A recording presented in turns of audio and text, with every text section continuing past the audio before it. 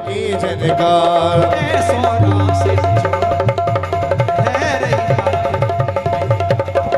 सोना से रचो वृंदावन है नहीं पायल की झनकार।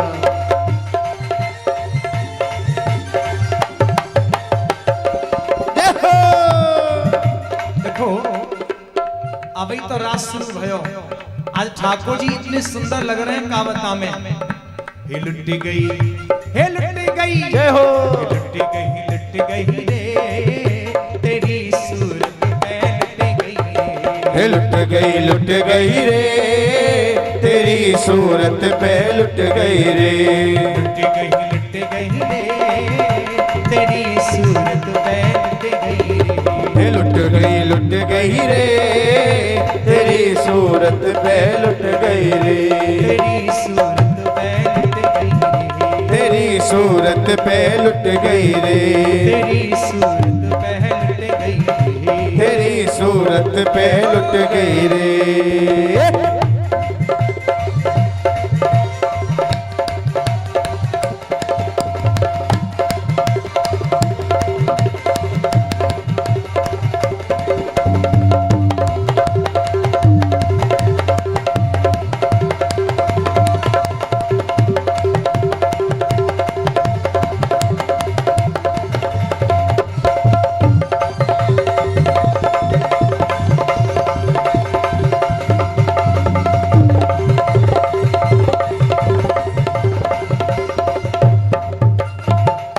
ठाकुर जी की सूरत में क्यों लुटे?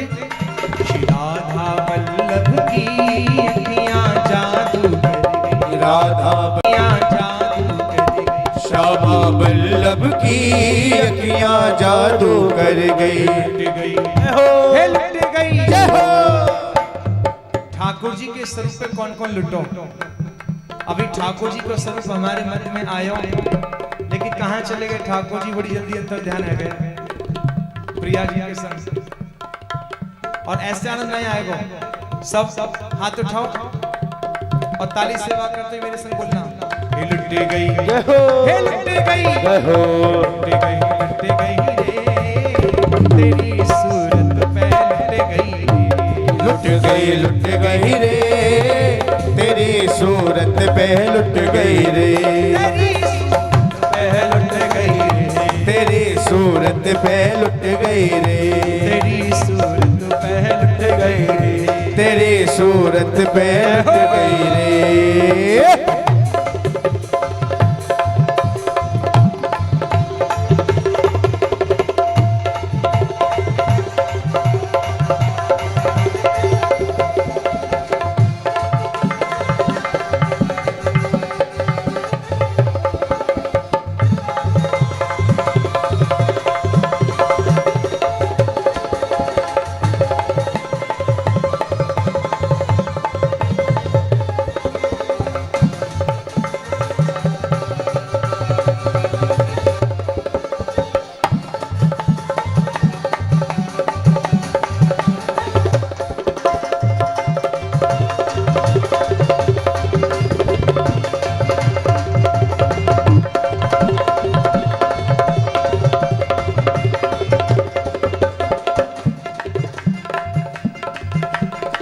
काशी कहूँ कहो नहीं माने नैनन पर गई डोरी।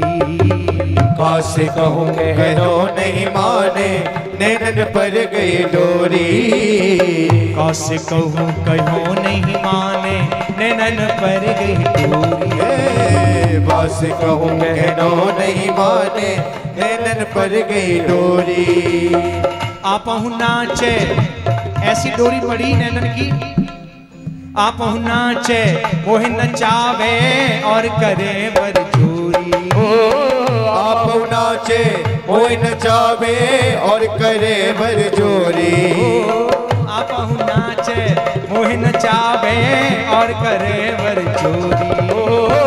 आप नाचे वो नचावे और करे बरजोरी। अकेलो ना नाचे, आप नाचे और नचावे और करे बरजोरी। आप नाचे और नचावे और करे बरजोरी। लुट गई, लुट गई,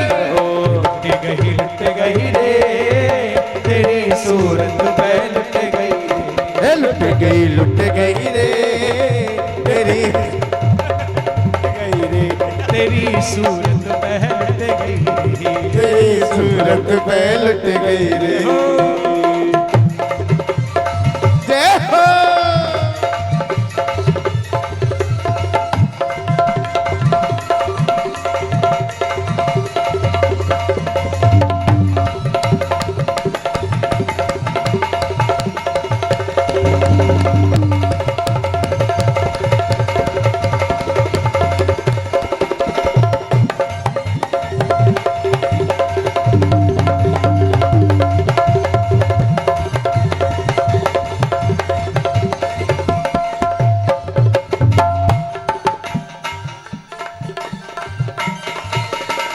मैं तो वासों बोलूं नाही प्यारी कह के बोले।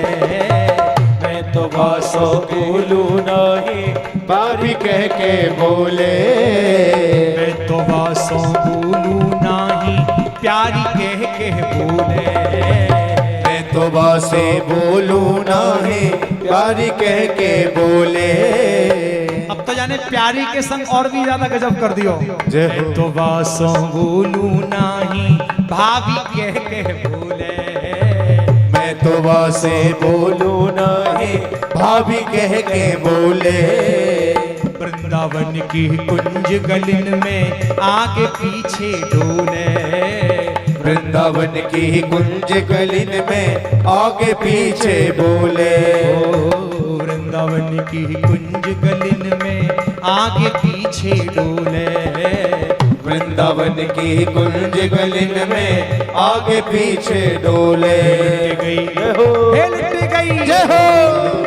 लुट गई रे तेरी सूरत पे लुट गई रे।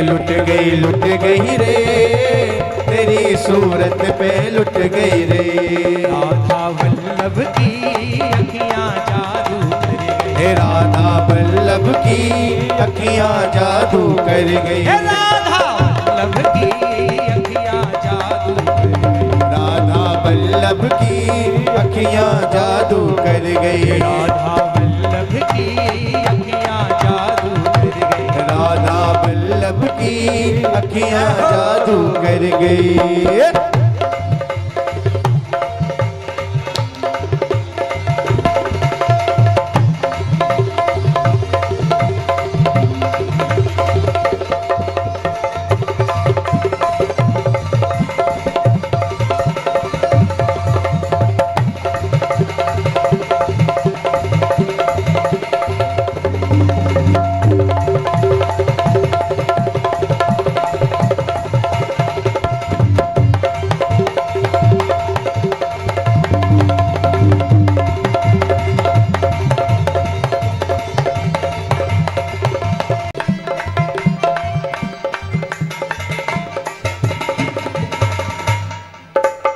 श्री हरिवंश कृपा बल हमने अनहोनो धन पायो।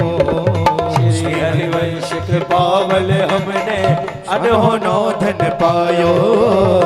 गुरु हरिवंश कृपा बल हमने अनहोनो धन पायो।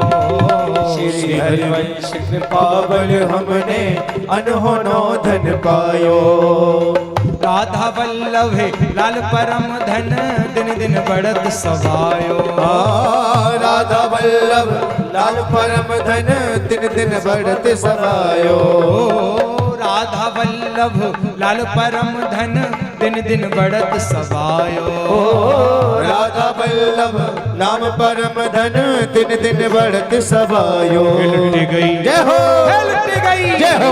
लुट गई रे तेरी सूरत पे हो। लुट गई रे तेरी सूरत पे लुट गई रे। लुट गई रे तेरी सूरत पे लुट गई रे। लुट गई रे तेरी सूरत पे लुट गई रे। राधा वल्लभ की अखियां जादू कर गई। राधा वल्लभ की अखियां जादू कर गई। श्री हित प्यार प्यारे की अखियां जादू कर गई, श्री हित प्यारे की अखियां जादू कर गई, श्री हित प्यारे की अखियां जादू कर गई, श्री हित प्यारे की अखियां जादू कर गई, अखियां जादू, अखियां जादू कर गई, अखियां जादू, अखियां जादू कर गई। बोली अलवेली सरकार की जय, लाडली लाल की जय, रास बिहारी सरकार की जय, जय जय श्री राधे, जय जय श्री राधे, जय जय श्री राधे। ये तो शक्ति। यदि आपको लीला का दर्शन करना है तो जाओ यमुना में डुबकी लगाए के आ जाओ। जैसे भोले बाबा ने यमुना में डुबकी लगाई, वाकई पश्चात ललिता सखी ने बड़ो ही सुंदर श्रृंगार कियो। श्रृंगार तो सुंदर है गयो, लेकिन यह तीसरी नेत्रों को कहां छुपा में? तो ललिता सखी ने कहा कि वो लंबो से घूंघट डाल दियो। अब आ घूंघट डार के जैसी रास क्रीड़ा में प्रवेश कियो, भगवान श्याम सुंदर ने या विचित्र गोपी को देखते ही अपनी लीला को विश्राम कर दियो। सबरी गोपी चौंक गई, प्रभु कहा भयो? ठाकुर जी बोले कहा बताऊं, बड़ो गजब है गो। गोपी बोली बताओ बताओ प्यारे, ये लीला कैसे रुक गई? अरे बोले बड़ो गहरो राज है। कहा राज है? ठाकुर जी व्यंग्यात्मक भाव से बोले हमने अपने जीवन में 2 नेत्रों वाली गोपियां तो बहुत देखी, लेकिन 3 नेत्र वाली तो पहली बार देख रहे हूं। आओ गोपीश्वर महादेव विराजो, आपको स्वागत है, स्वागत है, स्वागत है। और वह इस समय लीला के लिए विश्राम दे दियो। भोले बाबा को नाम है गो गोपीश्वर महादेव। बड़ा ही सुंदर मंदिर है वृंदावन में, और आज भी पार्वती गोपीश्वर महादेव मंदिर के बाहर खड़ी हुई है। चौं इशारों करे आ जाओ, अब कुछ ना बिगड़ो, लौट के चल रहे हैं कैलाश। भोले बाबा बोले तू आना तो तू आजा, मैं तो ना आवे वारो। राधे राधे। आज महाराज इस प्रकार से बड़ा ही सुंदर रास विहार का वर्णन किया। देखिए 2 प्रकार की लीलाएं हैं, नित्य और नैमित्तिक। भागवत कथा में जो महाराज का वर्णन है वो नित्य लीलाओं का नहीं है, नैमित्तिक लीला का है। नित्य रास की स्थली तो श्रीधाम वृंदावन में ही है। आज भी श्यामा श्याम प्रियालाल नित्य विहार करते हैं। जब भी आप वृंदावन जाओ ना तो महाराज आप महसूस कीजिएगा इस भाव को। जिस किसी धर्मशाला, भवन, गेस्ट हाउस, होटल जहां भी आप रुके हो, रात्रि के 12 बजे के पश्चात मन को एकाग्र करना सेवा कुंज की ओर। आज भी वृंदावन में लाल जी के अधरों पर सुशोभित वीणों की ध्वनि और श्री प्रिया जी के नूपुरों की ध्वनि सुनाई दिया करती है। राधे राधे। बस उस भाव को कोई समझने वाला तो हो साहब। आज इस प्रसंग को सुनकर के राजा परीक्षित बड़े ही गदगद हो गए। आगे श्री सुखदेव जी महाराज वर्णन करते हैं, नारद जी चाहते हैं जितनी जल्दी हो सके इस धरा से दैत्यों का भार हल्का हो। तो कंस ने नारद जी के संकेत पर और भी दैत्य भेजे। सुदर्शन, शंखचूर्ण आदि, कोई भी जीवित नहीं लौटा। तब नारद जी ने कंस को एक परामर्श दिया। कंस से कहा, कंस आप जिस राक्षस को भेजते हो कोई लौट करके नहीं आता। एक काम करो, कुछ ना कुछ ऐसा आयोजन आप आयोजित करें कि जिस बहाने से कृष्ण बलराम दोनों मथुरा आ जाएं, और जैसी मथुरा आए उनको घेर करके मार डाला जाए। यदि आप टुकड़ों में एक एक करके भेजोगे लौट के तो आता नहीं है, वो ठिकाने लग जाता है। क्यों ना कृष्ण बलराम को बुलवा लिया जाए।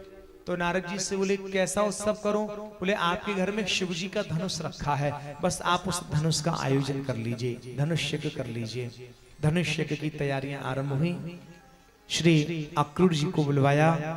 अक्रूर जी को जिम्मेदारी दी गई कि आपको कृष्ण बलराम को मथुरा से, वृंदावन से, ब्रज से लेकर के आना होगा।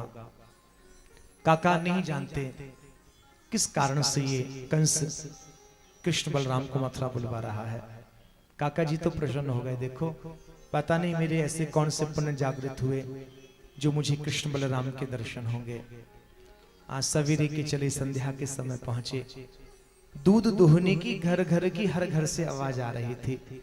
जैसे कृष्ण बलराम ने काका जी को देखा दौड़ करके आए, उनके श्री चरणों में प्रणाम किया, आदर पूर्वक महलों में लेकर के गए भवन में।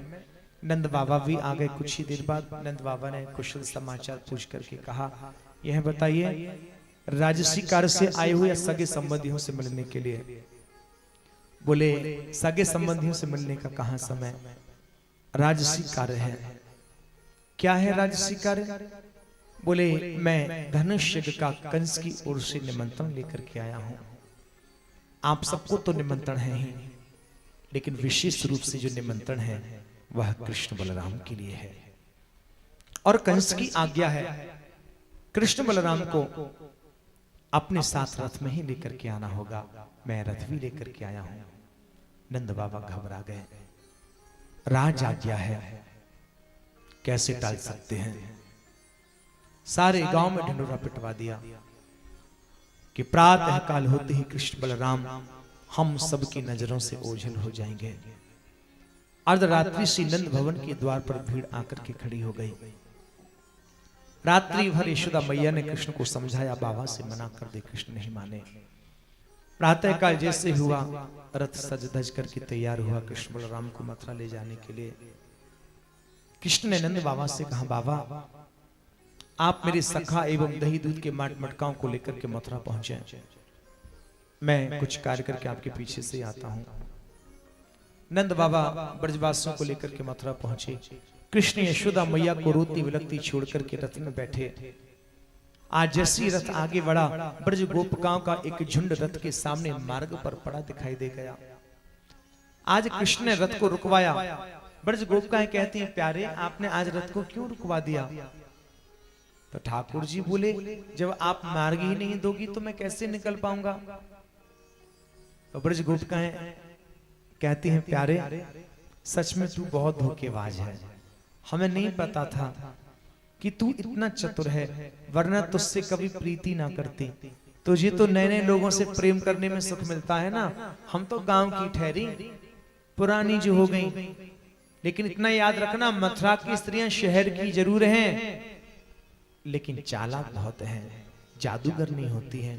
प्यारे आप बहुत सीधे हैं, कहीं कोई जादू वादू ना कर दे, फंस मत जाना। ठाकुर जी बोले, तुम तो ऐसे कह रही हो जैसे मैं हमेशा के तय जा रहे हूँ। 2 दिन की बात है, परसों वापस आ जाऊंगा। जैसे तैसे ब्रज गोपिकाओं को समझाया। आज ब्रज गोपिकाओं ने मार्ग दिया। आज जैसी रथ आगे बढ़ा, काका जी को भी मोह हो गया, कृष्ण बलराम छोटे से हैं, इनकी रक्षा कैसे होगी? तब कृष्ण ने अपने वास्तविक स्वरूप का परिचय अक्कू काका जी को कराया। काका जी ने जब यमुना जी में 3 बार डुबकी लगाई, भगवान का ऐश्वर्य स्वरूप का, विष्णु स्वरूप का जब वर्णन पाया, देखा, तब भगवान के स्वरूप से परिचित हो गए। मथुरा में प्रवेश किया। मथुरा में प्रवेश करते ही कृष्ण पहुंचे हैं जहां ब्रजवासीगण पहले से पहुंच करके प्रतीक्षा कर रहे हैं। जब ब्रजवासियों को पता चला कि कंस तो हमारे कन्हैया को मामा है, तो ठाकुर जी से बोले, चौं कन्हैया एक बात बता, तिहारो मामा इतना बड़ो राजा है और तू हमें अपने मामा के इन फटे पुराने कपड़न में लेके जाएगो? हमें ना जानो तिहारे मामा के यहाँ, हम तो अपने गांव में जा रहे हैं, हंसी है जाएगी। ठाकुर जी बोले, क्यों घबरा रहे हो? अभी मैं प्रबंध करता हूँ आपके नए वस्त्रों का। तो भगवान ने देखा पास में ही एक रजक धोबी कंस के यहाँ का वस्त्र धो रहा था। ठाकुर जी जल्दी से उसके पास पहुंच गए और कहते हैं, भैया आप जिनके वस्त्र धो रहे हो ना, वह हमारे मामा जी हैं। कुछ देर के लिए आप ये वस्त्र हमें दे दो, जब लौट के जाएंगे आपको वापस कर देंगे। तो ये जो धोबी था ना, इस धोबी ने बड़ी क्रूर दृष्टि से नीचे से ऊपर तक देखा, और बड़े आग बबला होकर के कहता है, खींच करके, हियो हियो करैया, टेटी को साग बेजर की रोटी के खवैया, गैयन के चरैया। अरे तुम कहा जानन राजसी वस्त्रन को पहने हुए में, अब मांगे सो मांगे, वरना कान के नीचे तमाचो पड़ेगा। भगवान बोले, सुनो वे,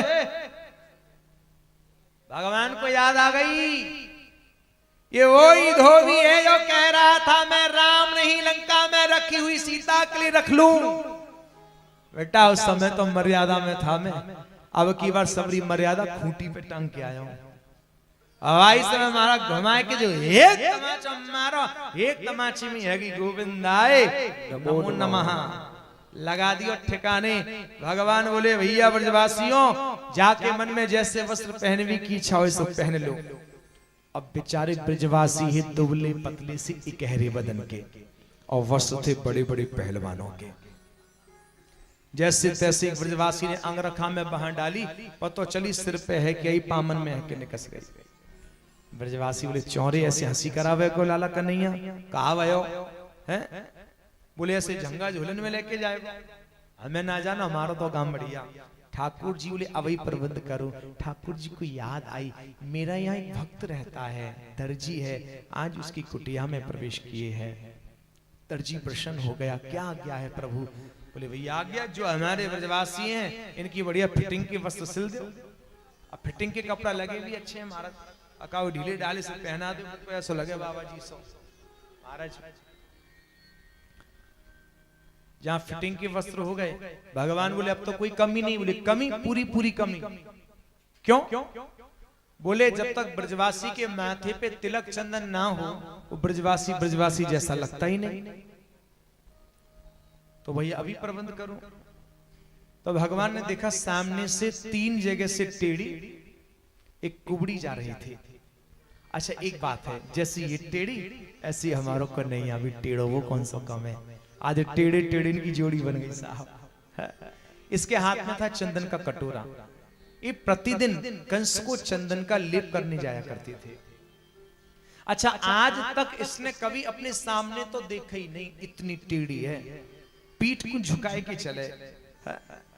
तो पता है ठाकुर जी से क्या बोले इसको देखते ही, अरे सुंदरी, ओ सुंदरी कहा हमें चंदन नाय लगाओगी? हाय हाय हाय हाय हाय गजब है गो, तो है गो इतने भी काम महाराज। किसी ने पहली बार से सुंदरी बोला, और जिसमें भगवान श्री कृष्ण ही यदि किसी को सुंदरी कह दें तो उसके आनंद का क्या कहना। राधे राधे।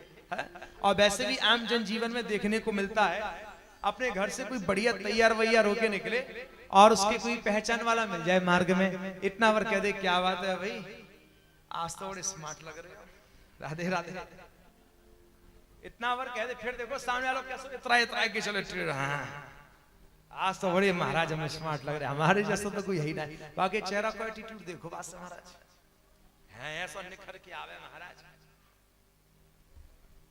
और फिर जिसमें कृष्ण यदि किसी को सुंदरी कह दे, क्या क्या ऐसी निहाल हुई साहब, ऐसी निहाल कि खूब ठाकुर जी की चंदन लगायो, ब्रजवासिन के भी लगायो। अब जैसी बलराम भैया को नंबर आयो, लगाए वे गई दाऊ भैया बोले रहने दे, मैं तो अपने हाथों से ही चंदन लगाऊंगा। क्यों? बोले ये तो छोटे भैया की हो गई ना, राधे राधे।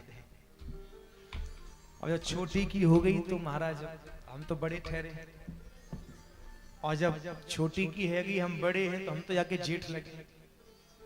अब जेठ है कि छोटे भैया की घरवाली से कैसे चंदन लगवा में, अच्छा ना लगे। हाँ फागुन को महीना होता तो फिर भी सोच लेते, क्योंकि जब होरी की खुमारी चढ़े ना तो हमारे यहाँ ब्रज में जेठ भी अपने छोटे भैया की घरवाली से भाभी कहवे के तही लग जाए, राधे राधे।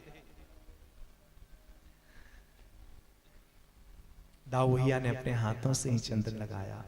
जैसे आगे बढ़े कृष्ण, दाऊ भैया बोले कृष्ण कहां जा रहे हो? चले धनुष्य को देखे हुए भले आदमी, तेरे चक्कर में कुबड़ी की नौकरी गई। बोले हाँ दाऊ भैया 100% गई।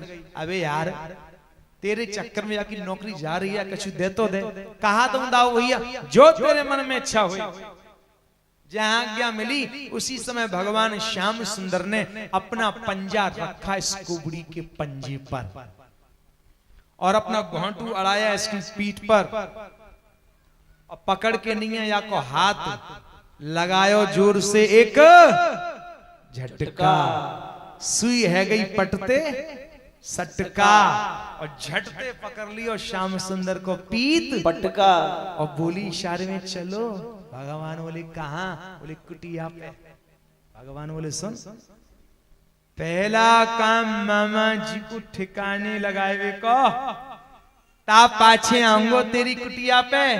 ये बोली इंतजार करूंगी। भगवान बोले जरूर आऊंगो, तू इंतजार करियो। आए हाय हाय ठाकुर जी चल पड़े, पहुंचे कहां? जहां धनुष रखा हुआ है।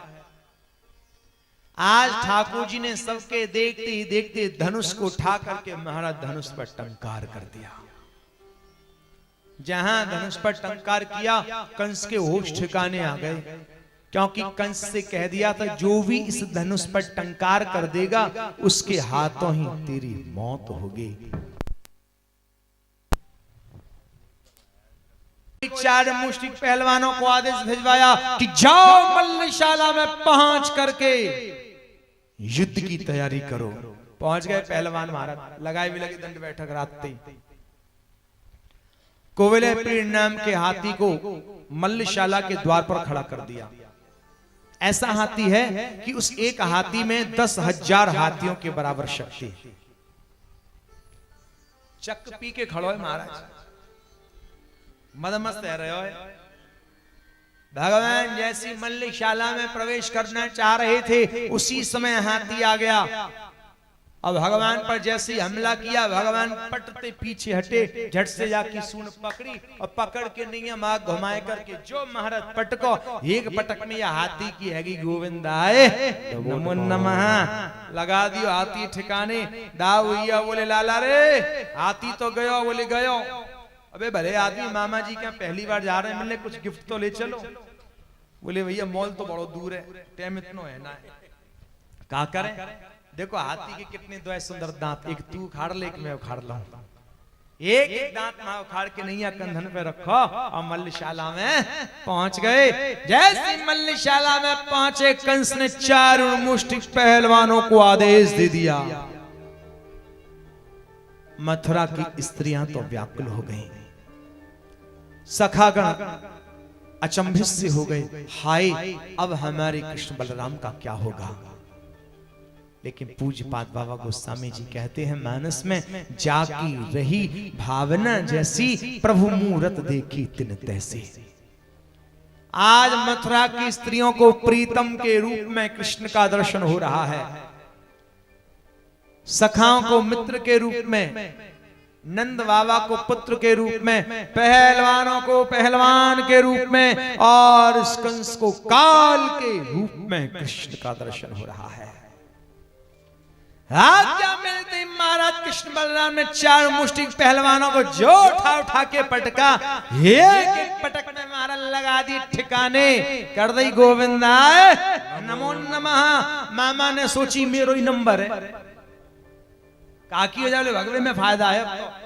जब मामा कंस ने डोल लगाई, कृष्ण बोले प्यारे प्यारे मामा भांजो बड़ी दूर से आयो मिलवे, कम से कम एक बार तो गले लगा लियो। कंस बोलो भांजो गले लगाओ भी लायक ना, बोलो खतरनाक है, भगवे में फायदा है। कंस ना रुको, जब कंस नहीं रुका भगवान ने भी छलांग लगाई, कंस की चोटी पकड़ी, जो घसीटते हुए लेकर के आए। कंस चिल्लाने लगा छोड़ मुझे छोड़ मुझे छोड़ मुझे। कृष्ण मुस्कुरा के कहते हैं प्यारे प्यारे मामा यही तो नहीं सीखा, या तो हम किसी को पकड़ते नहीं हैं, तो एक बार पकड़ लिया करते हैं तो सीधा भव सागर से पार करके छोड़ा करते हैं।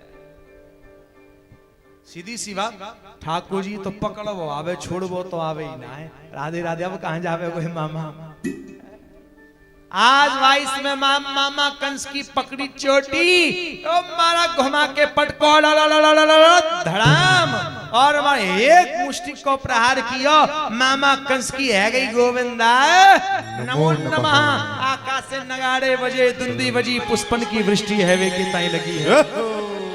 बोलिए कंसन कंदन भगवान की जय, बोलिए कंसन कंदन भगवान की जय, बोलिए कंसन कंदन भगवान की जय। लगा दियो महाराज ठाकुर जी ने आए ठिकाने, पसीना तो पहुंच ले उन्हें का, बड़ी पहलवानी करी महाराज। सब गांव बारे ने मिल के ठाकुर जी के साथ 4 मुष्टिक पहलवान, हल्के फुल्के थोड़ी ना है। आज मथुरावासी समस्त प्रसन्न हैं।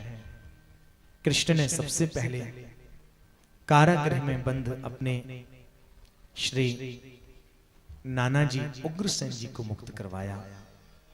उसके पश्चात कारागृह में बंद अपने माता पिता देवकी वसुदेव को भी मुक्त करवाया। इसके पश्चात कृष्ण नंद बाबा के पास पहुंचे। आज नंद बाबा कुछ उदास हैं, कुछ दुखी हैं, क्योंकि नंद बाबा ने कुछ ऐसा सुन लिया। क्योंकि आज तो मथुरा की गली गली, मोहल्ले मोहल्ले, द्वार द्वार, चौराहे चौराहे एक ही चर्चा, ये जो कृष्ण है ना, ये नंद का पुत्र नहीं है, ये वसुदेव का पुत्र है। बेचारे नंद बाबा दुखी हो गए। कृष्ण से कहा, कृष्ण चले कहां, गांव वापस? कृष्ण हाथ जोड़ करके कहते हैं, बाबा मुझे और कुछ लीलाएं करनी है, मैं उन लीलाओं को करके यथाशीघ्र आ जाऊंगा। कृष्ण एक बात पूछे हम तुझसे? नंद बाबा रो पड़े। बाबा आप काय क्यों रो रहे हो? पूछो ना, कहां पूछ चाहो। कृष्ण को हृदय से लगा करके कहते हैं, कृष्ण मैं यहां मथुरा नगरी में क्या सुन रहा हूं? सच बताना आज तू। यहां गली गले, मोहल्ले मोहल्ले यही चर्चा है कि तू मेरा पुत्र नहीं, तू मेरा पुत्र नहीं, तू वसुदेव का पुत्र है। सच बता कृष्ण, तू किसका पुत्र है? कृष्ण कहते हैं, बाबा मैं सांची कह दूं? हाँ हाँ बेटा, तू सांची सुना तो सुन लो बाबा, मैं आपका पुत्र हूं, मैं वसुदेव का पुत्र हूं। इस संसार में जितने भी रहने वाले अखिल देहधारी जीव हैं बाबा, मैं उन सब की आत्मा का अंतरक्षी हूं बाबा। मैं किसी व्यक्ति विशेष का कभी हो नहीं सकता। राधे राधे, किसी व्यक्ति विशेष का नहीं हो सकता, मैं सबका हूं। बाबा धैर्य रखो, हमें कुछ कार्य करने हैं, उन कार्यों को करके यथाशीघ्र वापस आ जाऊंगा। नंद बाबा दुखी मन से वापस चले गए। इधर कृष्ण विद्या अध्ययन करने के लिए सांदीपन मुनि जी के आश्रम में अवंतिकापुरी गए। अल्प काल में ही विद्या ग्रहण की और गुरु जी को दक्षिणा में गुरु जी का जो पुत्र मृत्यु को पा चुका था उससे लाकर के दिया। यानी कि कृष्ण कहां गए गुरु पुत्र लेने के लिए? यमलोक, यानी नरक। राधे राधे। एक दिन और चर्चा की थी, बड़े बड़े अवतार हुए लेकिन कोई भी अवतार नरक नहीं गया। किसी भी अवतार को उन जीवों की याद नहीं आई जो नरक में पड़े कष्ट पा रहे हैं। याद यदि आई तो हमारे कन्हैया को आई। साहब गए गुरु पुत्र लेने, सारे नरक को खाली करा के ले आए। चक्कर दूसरों भी है। नरक का है हमारे ठाकुर जी की। हाँ जी, बताया था ना उस दिन। हाँ, एक आवाज आई नहीं, दमदारी से बोलो, कौन बोलो? ससुराल। हाँ, ससुराल है नरक तो हमारे ठाकुर जी की। नहीं आया याद? फिर से पुनरावृत्ति करूं? आ गया ना? हाँ, राधे राधे। क्योंकि यमराज जो है यमुना जी का भैया है, सूर्य का पुत्र है। यमुना जी कृष्ण की घरवाली है, तो यमराज हमारे कन्हैया को कौन भयो? सारो। तो नरक हमारे कन्हैया की ससुराल। ससुराल सुख की सार, और ससुराल कौन कौन बुरी लगे। राधे राधे। महाराज या लिए आप यदि कृष्ण भक्त हैं और धोखे से भी यदि नरक भी चले गए तो घबराना नहीं। बढ़िया ताजी ताजी लच्छेदार रबड़ी और मलाई के मालपुआ खाए भी क्यों मिलेंगे। बोलो राधे राधे। आज गुरु पुत्र ला करके कृष्ण ने वापस दिया है। इसके उपरांत श्याम सुंदर वापस जब मथुरा नगरी लौट करके आए, श्याम सुंदर का आज मथुरा नगरी में आकर के मन नहीं लगता। नंद भवन के महाराज अपने नाना जी के भवन के ऊपर महलों पर चढ़ जाते हैं और दिशाओं को देखते हैं, कभी वृंदावन को, कभी बरसाना को, कभी रावल गांव को, और ब्रिज की याद करके श्याम सुंदर भवक भवक करके रो उठते हैं। आज जब कृष्ण की यह विचित्र दशा श्री वसुदेव जी महाराज ने देखी, दुखी हो गए, मन में विचार कर रहे हैं कृष्ण को किस बात का कष्ट है। हजारों सेवक हैं, दासियां हैं, लेकिन यशोदा मैया की तरह कोई प्रेम करने वाला नहीं है। यशोदा मैया की तरह कोई स्नेह करने वाला नहीं है।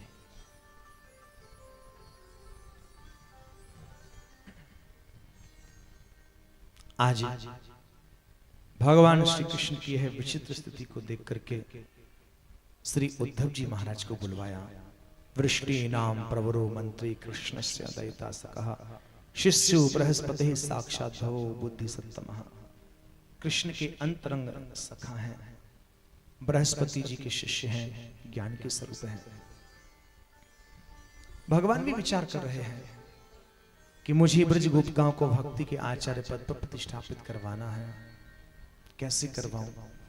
तभी उद्धव जी सामने आ गए और उद्धव जी ने जब कृष्ण को रोता हुआ देखा तो उद्धव जी कहते हैं, प्रभु आप तो सांसारिक मनुष्यों की तरह रो रहे हो, आप ईश्वर हैं, आप ब्रह्म हैं, शोभा नहीं देता।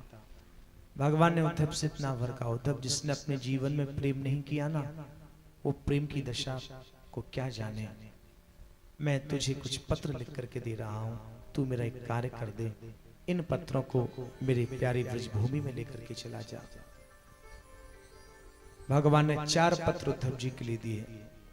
पहला पत्र मैया यशोदा के लिए है, दूसरा पत्र ग्वाल वालों के लिए, तीसरा पत्र ब्रज गोपिकाओं के लिए है, और जो चौथा पत्र है ये हमारी प्यारी श्री किशोरी जी के लिए है। उद्धव इतना ध्यान रखियो, जब किशोरी जी के सामने जाए ना तो ये पत्र किशोरी जी के हाथन में अर्पित मत करियो, क्योंकि जब मैं भी किशोरी जी के सामने जाऊं तो अपने मुकुट को झुकाई के उनके चरणन में, याली चौथा पत्र किशोरी जी के चरणन में निवेदित कर दीजिए। और ज्यादा ज्ञान की चर्चा मत करना ब्रज गोपिकाओं से। उद्धव जी कहते हैं, प्रभु काहे को घबरा रहे हो, ऐसा ज्ञान का उपदेश दूंगा कि महाराज कि सारा का सारा प्रेम ज्ञान भूल जाएंगे। भगवान बोले, उद्धव मैं अभी से नहीं कह सकता, तेरा ज्ञान उनके ऊपर छाएगा या उनका प्रेम ज्ञान तेरे ऊपर छाएगा, तू एक बार ब्रज चला जा। उद्धव जी ने बड़ी तैयारी की, खूब पोथी पत्रा महाराज इकट्ठी किए, रथ में रखे, जैसे ही आगे बढ़े भगवान फिर रहे हो ना गयो, भगवान जल्दी से नग्न पैर दौड़ पड़े। उद्धव जी ने पीछे मुड़ के देखो, ठाकुर जी आप मेरे पीछे दौड़ के आ रहे हो, मैं आपका सेवक हूं, आप मेरे स्वामी हैं। सेवक स्वामी के पीछे दौड़ता है, ना कि स्वामी सेवक के। भगवान ने इतना ही कहा, उद्धव जहां प्रियतम तेह देश की, प्यारी लागे पौड़ प्रेम छटा निरखे बिना, यह रस समझे कौन। पौड़ यानी हवा। जिस देश में प्रेमी का प्रीतम रहता हो और उस देश की उस दिशा से यदि हवा भी आ जाए ना तो प्रेमी समझ जाता है। और प्रेमियों की दशा तो इतनी विचित्र होती है। मैं एक बार पूज्य अपने बाबूजी के संग, पिताजी के संग कथा में गया था, काफी छोटा था। मध्य प्रदेश में एक स्थान है शहडोल, मैं वहां गया कथा में। तो मैं वहां क्या देखता था, जिस परिवार में कथा थी तो जो कथा के आयोजक थे, जैसे 6:45 बजे वो अपने घर से बड़ी तेजी से दौड़ लगाए। एक दिन देखा, 2 दिन देखा, 3 दिन देखा, 4 दिन देखा, 5वें दिन पिताजी पर रहा नहीं गया। तो हमारे बाबूजी ने पूछा, दुबे जी जैसे सुबह के 6:45 बजते हैं आप बड़ी तेजी से दौड़ करके जाते हो, और आपका दौड़ने का तरीका भी बड़ा विचित्र सा है। कोई वॉक करने भी जाता है तो बड़े आराम आराम से, फिर बाद में अपनी स्पीड बढ़ाता है, लेकिन आपका दौड़ने का कारण किसी डॉक्टर ने बताया क्या? बोले नहीं। तो बोले कहाँ जाते हो? बोले रेलवे स्टेशन। क्यों? बोले दर्शन करने जाता हूँ। बोले रेलवे स्टेशन पर क्या कोई मंदिर है? बोले नहीं, एक ट्रेन आती है उत्कल एक्सप्रेस, बोले पुरी से हरिद्वार से पुरी जाती है, मैं उस ट्रेन का दर्शन करने जाता हूँ। बोले उस ट्रेन का दर्शन करने कारण? बोले वो ट्रेन हरिद्वार से चलती है ना तो मथुरा होकर के आती है, और जब वो ट्रेन मथुरा रुकती होगी, जब मथुरा रुकती है तो कोई दिन ऐसा नहीं जाता होगा कि मथुरा से उस ट्रेन में कोई ना कोई भक्त ना चढ़े, और जब वो भक्त चढ़ता होगा तो उसके जूते या चप्पल में लग करके हमारे ब्रज भूमि की रज लग करके आया करती होगी। इसलिए मैं इस ट्रेन का दर्शन करने जाता हूँ, क्योंकि ये ट्रेन हमारी ब्रज भूमि की माटी ले करके आया करती है। जहां प्रियतम तेहि देश की, प्यारी लागे पौड़ और प्रेम छटा निरखे बिना, यह रस समझे कौन।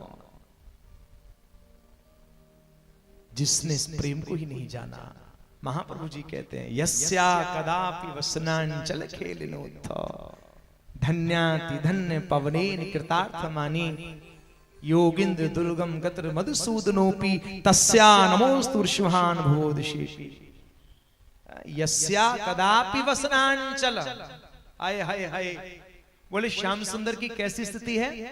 बोले यदि श्याम सुंदर कुछ दूर भी है ना, और यदि श्री प्रिया जी के वसनांचल से स्पर्श की हुई व्यार यदि श्री ठाकुर जी के श्री अंग को स्पर्श कर दे, श्री ठाकुर जी उसी समय मूर्छित हो जाया करते हैं। यस्या कदापि वसनांचल खेलनोत्था। राधे राधे। तो भाई प्रेमियों की तो बड़ी विचित्र सी दशा है। यदि इस भाव में प्रवेश कर गए ना, तो भागवत जी यहीं विश्राम में है जाएंगी, ये चर्चा शुरू है जाएगी। बोलो राधे राधे। और अभी हमें ठाकुर जी को विवाह भी करना है। आहा, प्रेम की स्थिति के विषय में क्या कहे। ऐसे ऐसे प्रेमी देखे हैं साहब। भगवान ने कहा उद्धव, मैं जानता हूं तू अपनी आदतों से बाज नहीं आएगा, तू ज्ञान की चर्चा जरूर करेगा। तू मेरे इस पीतांबर को ओढ़ करके चला जा। कम से कम जब तू मेरे पीतांबर को ओढ़ करके जाएगा, ब्रज गोपिकाएं तुझे मेरे पीतांबर से ओत प्रोत देखेंगी तो समझ जाएंगी कि आप मेरे द्वारा प्रेषित हो, भेजे हुए हो।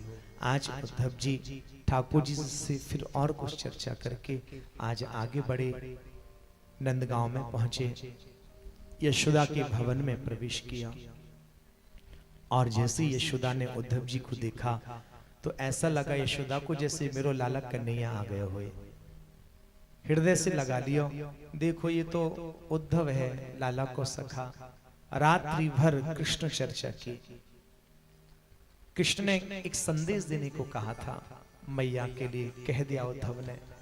मैया, लाला को एक विशेष संदेश है। कहा, बोले जादिन ते लाला आपको छोड़ के गयो है, काऊ ने बातें माखन मिश्री के ताई नाय पूछी। मैया, तिहारो लाला जादिन ते मथुरा गयो भूखो है, और बाकी जो वंशी है ना वो भी मथुरा लेके नाय गयो, वो तो प्रिया जी के पास सुशोभित है रही है। वो अपनी चौगान गेंद भी याई ब्रिज में छोड़ के चलो गयो। याली मैया तेरी याद में बहुत रोवे। तो मैया कहती है रोता है तो आ क्यों नहीं जाता। रात्रि भर कृष्ण चर्चा में ही समय व्यतीत हो गया। रात्रि भर प्रातः काल हुआ, उद्धव जी कहते मैया मैं यमुना जी में स्नान करके आ जाऊं। आज्ञा पाकर के यमुना में स्नान करने के लिए गए। अब इधर ब्रज गोपिकाओं का एक नियम है। ब्रज गोपिकाएं जब प्रातः काल सोकर के जागती हैं तो एक ही नियम है उनका, नंद भवन की देहरी को प्रणाम करने जाती हैं। नियमित ये इनका प्रण है। प्रातः काल गोपाल लाल मुख देखूं तेरो, पाछे ग्रह काज करूं जोई नेम मेरो। प्रातः काल उठते ही सबसे पहले नंद भवन की देहरी को प्रणाम। मैं तो कहता हूं जब भी आप वृंदावन जाओ, स्नान करो ना करो चलेगा, लेकिन राधा वल्लभ लाल जी की मंगला आरती का दर्शन अवश्य जाकर के करो। राधे राधे। क्या हमारा छटा है। फिर हमारे कहावत भी बोले, जो करे मंगला कबहू ना होवे कंगला। बोले राधे राधे। आज गोपिकाएं जब नंद भवन की ओर आई, एक रथ को देखा, अचंभित सी रह गए, चौंक गई रथ को देख करके। क्यों? दो चार और इकट्ठी हो गई। जब तक आपस में कहती हैं बहन देख रही हो, कहा सामने रथ खड़ा है, पहचान गई?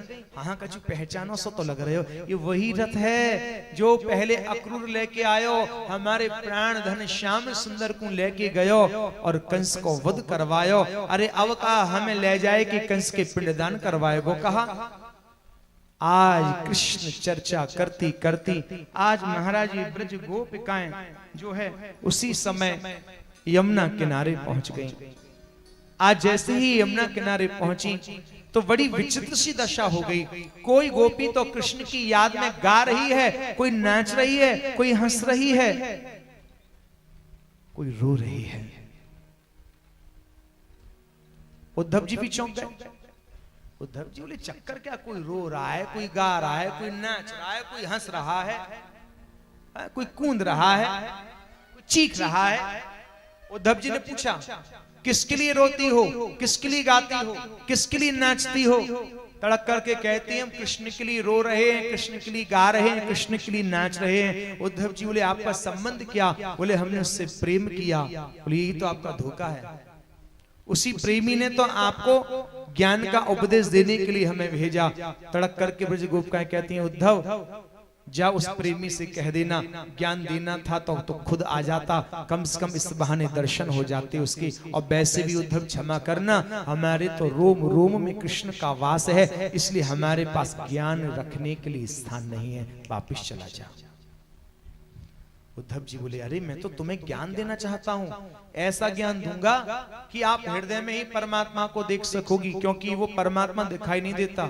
सारी गोपियां तड़क करके कहती, ये उद्धव कहीं तू पागल तो नहीं हो गया? तू कह रहा ईश्वर दिखाई नहीं देता। ए सुन, हमने अपने हाथों की उंगलियों से उसे माखन मिश्री का भोग लगाया। अरे उसे नहीं तो क्या मरे तुझे भोग लगाया जो तू कहता है दिखाई नहीं देता? उद्धव, हमने अपने हाथों की उंगलियों से उसके नेत्रों में काजल लगाया। अरे उसी नहीं तो क्या मरे तुझे काजल लगाया? उद्धव, योग योगियों के लिए अच्छे लगते होंगे, ये ज्ञान ज्ञानियों के लिए अच्छे लगते होंगे, हम तो गृहस्थी हैं। तू जानता है हमने पंचरंगी साड़ियां क्यों पहनी हैं? एक ही उद्देश्य, अपने प्रीतम श्याम सुंदर को रिझाना, और तू टाट लिपटवाना चाहता है हमारे देह से। हे उद्धव, जो तू हमारे सुंदर सुंदर लंबे लंबे केश देख रहा है ना, इसका भी एक ही उद्देश्य, श्याम सुंदर को रिझाना, और तू इनमें बड़का दूध लगवा करके जटा बनवाना चाह रहा है। उद्धव, कृष्ण के वियोग में तो वैसे ही हम जोगिन बन चुकी हैं। राधे राधे। हे उद्धव, तेरा ज्ञान रखने के लिए हमारे पास स्थान नहीं है। हाँ, तेरे पास कुछ ऐसा जादू हो जिससे हम कृष्ण को भूल जाएं तो तू बता दे। क्या करें उद्धव, जितना हम उसे भूलने का प्रयास करती हैं उतना ही वो हमें याद आता है। उद्धव जी बोले, हमें तो आपको ज्ञान देना चाहते, हम सुनने नहीं चाहते हो।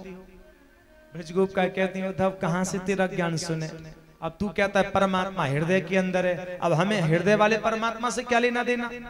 हे उद्धव, जब तक साक्षात उसका दर्शन नहीं कर लेते तब तक तृप्ति नहीं होती। माना कि शरीर के अंदर जल है, नेत्रों से भी जल निकलता है, हमें प्यास लग रही है, सच बताना, प्यास लगने पर क्या हम नेत्रों के जल से अपने मुख की प्यास बुझा सकते हैं क्या?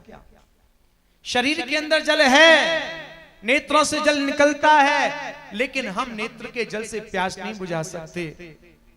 कुएं का, सरोवर का, बावरी का, नदी का जल तो पीना ही पड़ेगा ना प्यास बुझाने के लिए। इसी प्रकार उद्धव, माना परमात्मा हृदय के अंदर है, लेकिन उस परमात्मा से हमारी प्यास नहीं बुझती जब तक साक्षात प्रकट हम उसका दर्शन नहीं कर लेते। उद्धव जी बोले, आप तो ऐसे बातें कर रही हो जैसे कृष्ण आपके संग रहता हो। हाँ, बोले हमारा कृष्ण हमारे संग रहता है। उद्धव जी बोले, दिखाई क्यों नहीं देता? फिर जहां का दिखाई नहीं देता उसी समय ब्रज गोपिकाएं सेवा कुंज में लेकर के गईं। एक आश्चर्य देखा सेवा कुंज में। क्या आश्चर्य देखा? सेवा कुंज के महल में अचरज देखो जाए, थक कर बैठी राधिका मोहन चरण दबाए। आए हाय हाय हाय, जहां ये दर्शन किया, अरे जिन कृष्ण को मैं मथुरा छोड़ करके आया, वह तो श्री राधा चरण कमल का भौरा बन करके श्री किशोरी जी के चरण पर उठ रहा है। आज इसी समय उद्धव जी का सारा ज्ञान धरा का धरा रह गया। ब्रजगोपिकाएं कहती हैं उद्धव से, हो ये तो प्रेम की बात है उद्धव, बंदगी तेरे बस की नहीं है। ये तो प्रेम की बात है उद्धव, बंदगी तेरे बस की नहीं है। ये तो प्रेम की बात है उद्धव, बंदगी तेरे बस की नहीं है। ये तो प्रेम की बात है उद्धव, बंदगी तेरे बस की नहीं है। यह सरद के होते हैं सौदे, आशिकी इतनी सस्ती नहीं है। यह शरद के होते हैं सौदे, आशिकी इतनी सस्ती नहीं है। ये तो प्रेम की बात है खुद। श्री राधे।